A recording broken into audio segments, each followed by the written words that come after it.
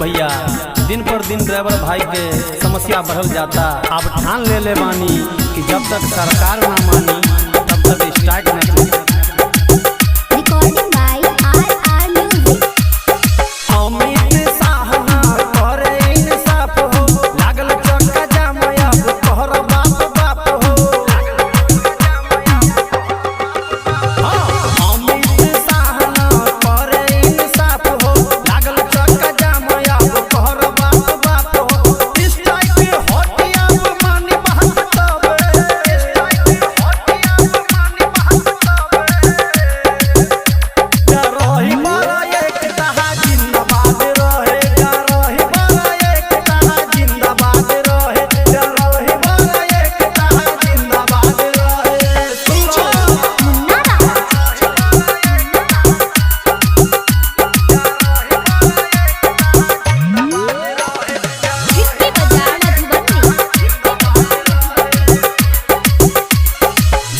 सरकार के हम असली रहता गरीबन के खून चूसी बनता दादा।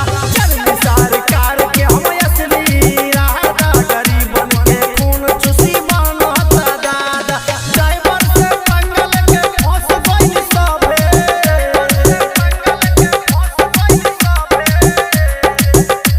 डरहि बड़ा एकता जिंदाबाद रहे, डरहि बड़ा एकता जिंदाबाद रहे, डरहि बड़ा एकता जिंदाबाद रहे।